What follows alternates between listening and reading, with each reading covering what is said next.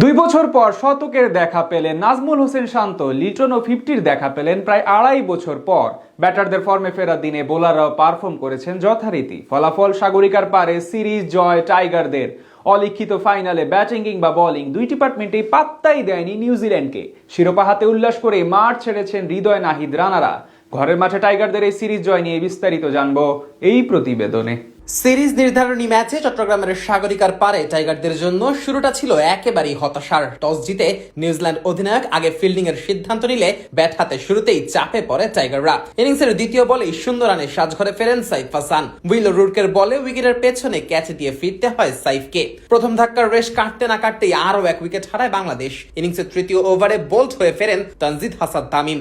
আগের ম্যাচে দারুণ অর্ধশতক করা এই ওপেনার এদিন থামেন মাত্র 1 রানে। শুরুতেই দুই ওপেনার ফিরে গেলে চাপ আরো বাড়ে স্বাগতিকদের ওপর। 3 নম্বরে নেমে কিছুটা আশা জাগানোর চেষ্টা করছিলেন সৌম্য সরকার। দুটি দৃষ্টিনন্দন চারে শুরুটা ভালোই করেছিলেন, তবে ইনিংস বড় করতে পারেননি। 26 বলে 18 রান করে তিনিও বোল্ড হয়ে ফিরলে মাত্র 32 রানে 3 উইকেট হারায় লাল সবুজেরা।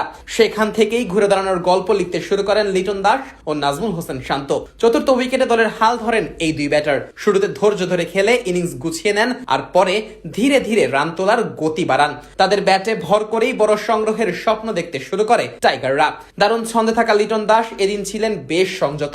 নিজের স্বভাব সুলভ ব্যাটিং এর বাইরে গিয়ে বাউন্ডারির চেয়ে সিঙ্গেল ডাবলেই দিয়েছেন বেশি মনোযোগ। 71 বলে পূর্ণ করেন নিজের অর্ধশতক। শেষ পর্যন্ত 91 বলে 76 রান করে আউট হন এই ডানহাতি ব্যাটার। অন্য প্রান্তে আরো দৃঢ় ছিলেন শান্ত।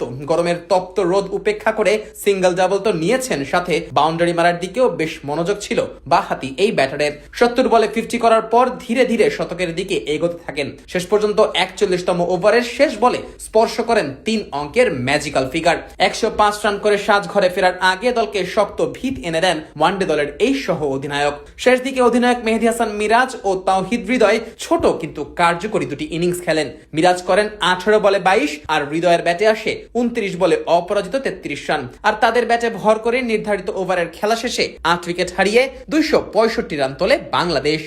266 রানের লক্ষ্য তাড়া করতে নেমে শুরুতেই ধাক্কা খায় কিউইরা। ইনিংসের চতুর্থ ওভারেই ফেরেন হেনরি নিকোলাস। মোস্তাফিজুর রহমানের দারুণ এক বাউন্সারে উইকেটের পেছনে লিটন দাসের হাতে ক্যাচ তুলে দেন এই ব্যাটার। এরপর উইলিয়ামকে সাথে নিয়ে দলের হাল ধরেন আগের ম্যাচের সেরা ব্যাটার নিক কেলি।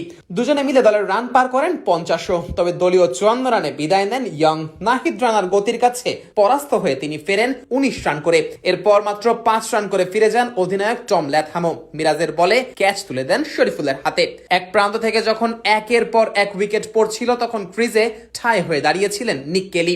দেখে শুনে খেলে ব্যক্তিগত অর্ধশতকেও পৌঁছে যান এই ব্যাটার। তবে মোস্তাফিজের কবজির জাদুর কাছে শেষ পর্যন্ত হার মানতে হয় কেলিকে। বিদায় নেন 80 বলে 59 রান করে। মোহাম্মদ আব্বাসও ফিরেছেন শরীফুলের বলে বোল্ড হয়ে। এরপর আর ম্যাচে ফিরতে পারেনি কিউইরা।